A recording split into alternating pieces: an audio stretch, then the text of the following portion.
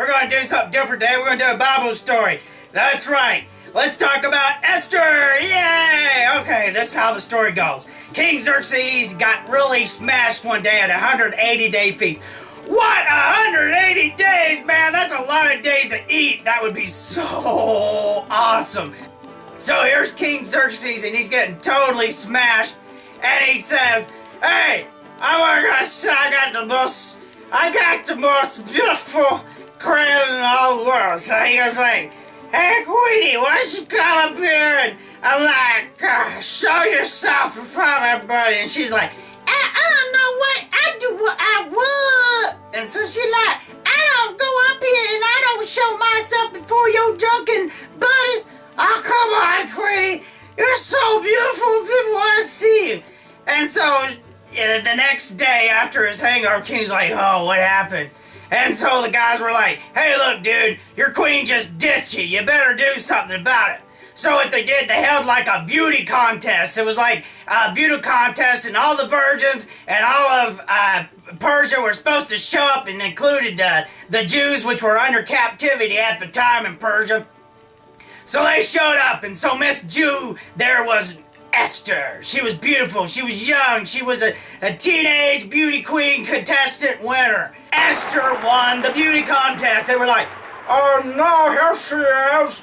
Now the new queen of Persia is runner-up from Israel. Give it up for Esther! Yay!" I'd like to thank everybody for this award. I want to thank my cousin who has been raising me. His name is Mordecai, and I'd like to thank him for believing in me and say, "Hey, look, give it a try, Esther." And I did, and I'm glad, and I won.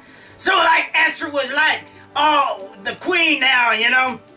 Everything thought was pretty cool, but in the process of the beauty contest, Mordecai heard that there was some people trying to kill the king. So Mordecai went and told people, say, "Hey, yo, somebody's trying to kill the king." And so the king was like, "Okay, we'll stop this." And so he stopped the assassination. Mordecai was so happy with what he did because he did the right thing in saving a life. But he did it for the glory of God, not for the sake of the kingdom of Persia.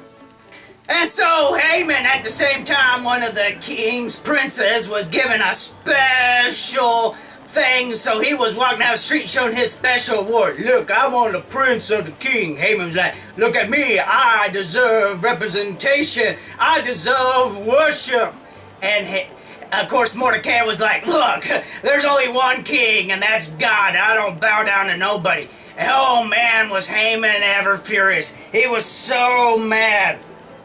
So Haman was so mad, and he was like, "Where does this Jew get off doing this?" So he was like, I'm going to start a plan to kill the Jews and so forth. After laying charges against the Jews, you know, Haman went up to the king and started whining and saying, "Look, you know, we need to destroy these people." So he made a decree to destroy the Jewish people that was in Persia at the time. And so this really made Mordecai upset. He went out to the king gate and tore his robes, was so upset, put ash on his thing. He was upset. He was pleading to God for his people. Esther's like, "Look, you know, don't be embarrassing me." So she went and sent him some robes and stuff. Said, "Look, clean yourself up," you know. And Mordecai was like, "Oh no, I am too upset." You know, she was like thinking about sending him in the asylum or something. You know, I can't have my cousin going out there, you know, dissing me, you know, like this. I'm the new queen. And so she went down and talked to Mordecai herself. Mordecai is like, "Look, here's the deal. You're the queen. You're going to have to get things taken care of." And Esther was like, "Look, I'm just a teenage girl. You know, who's going to listen to me?" And Mordecai said, "Look," and this was easy for Mordecai to say, but it was the truth. He said, "Look, Esther, you have come to the kingdom for just a time just like this." Esther's like, "What?" But it really touched her. It really changed what she decided to do. She needed to see the king. One thing, too, Esther hadn't seen the king for like a month. But like after 3 days of prayer and fasting, Esther built up the courage to go see the king. So she went to the king and said, "Look." And so Esther went to see the king. Now here's the deal. If the king made a gesture with the scepter, Esther was allowed to come. But if the king didn't make a gesture with the scepter, guess what? Esther was going to die. That's how serious the situation was. You don't disturb the king. So here comes Esther, and she walks in there. You can hear her slowly as she walks in to see the king. And so the king was like, saw her, and just saw those beautiful big brown eyes, and thought, wow. And just laid his scepter down and let her come in. And Esther told him what she wanted to do. She wanted to have a feast. And so he invited King, and she invited Haman to the feast. And after the feast, she decided to say, hey, let's have another feast. And with the king the next day. And at the same time, Haman was ordering a gallows on which to hang Mordecai. And so at the same time, the king was sleeping. He was having all these dreams. He couldn't, get no sleep whatsoever. He took his remote and called the history callers. And so he turned on the history channel and found out through the history channel that Mordecai had saved his life. And that he never, ever repaid Mordecai. So what did he do?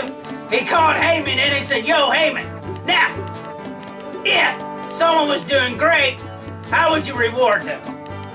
So here was Haman's idea. He said what should be done, because he thought it was him. The king should let the man wear his royal robe, lead him on the king's horses through the city, proclaiming before him that this is what done for the man who delights in the king's honor.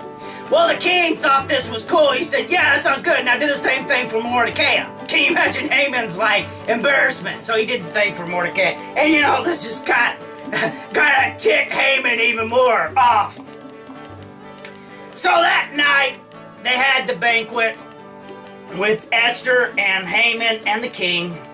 Basically told the king what was going down, that there was a plot against the people, her people. And the king was like, who would do such a thing? And she was like, that guy right there, pointing right straight to Haman. So, of course, the story ends that Haman was hanged on the noose that was saved for Mordecai. And the Jews have celebrated a holiday on this day ever since.